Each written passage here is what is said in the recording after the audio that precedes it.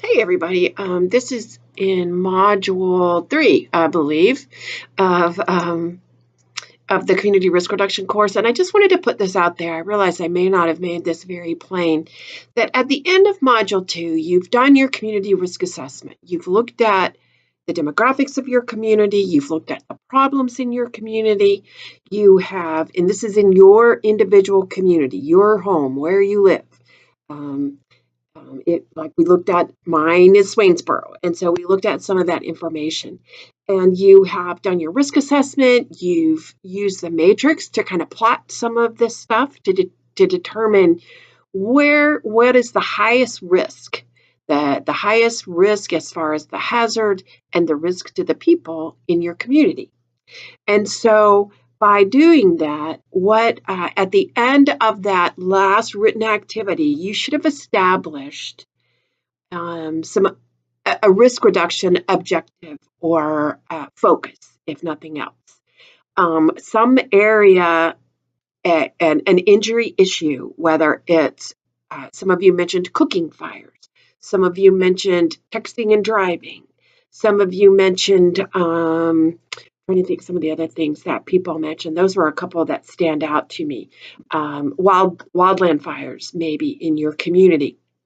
So when you start going into this next module, you're going to be focusing on that particular risk issue and the things that you can do in your community through this process of risk reduction to help reduce the risk, to prevent the risk, first of all, or minimize that risk.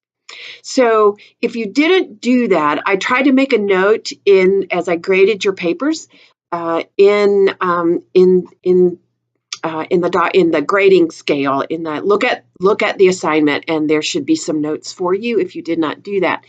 And if you didn't do that, go ahead and pick one that you want to focus on. Some of you may, in your community, may be looking at something specific that you're getting ready to do in your community. So make it work for you. Don't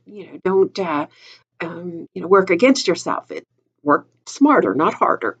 If you don't have a department, if you're not associated with an organization, it may be that you want to look at an injury risk issue that you would like to see, or that your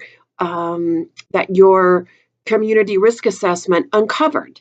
Maybe it could be it could be vehicle crashes, it could be child passenger safety, it could be poisoning, it could be fires, it could be smoke alarms, it could be any of the above. And I'm not going to say all the above because you need to pick one.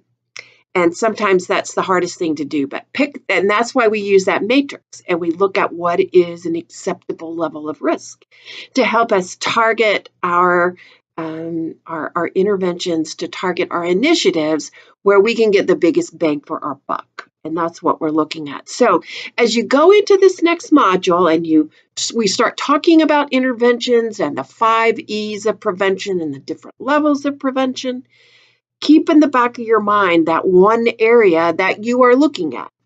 Don't forget, too, that I believe that in the discussion board, there is a place where you can discuss among yourselves. If you need to use that, if somebody's doing smoke alarms and or if you want to look at smoke alarms or you want to look at unattended cooking, post that there and get some input from other people to see what they're doing. Get some discussion going around that. But I just wanted to make that real plain, is that from here on out, we should be looking at one specific issue for your project. And your assignments are going to be based on that. The concepts we're learning can be applied to anything. But for purposes of your project and this course, we're going to be looking at one thing. And I need you to kind of figure out what that is, and so that you can kind of narrow down and hone in on what you're going to be doing for that. So if you have any questions about what you should be doing, just let me know. Email me. I know the hurricane has screwed everybody up, but certainly just let me know if you have any issues. Maybe disaster preparedness is something you need to look at in your community. I'm sure that we all are feeling that right now. But let me know if you have any questions or problems, and thanks so much.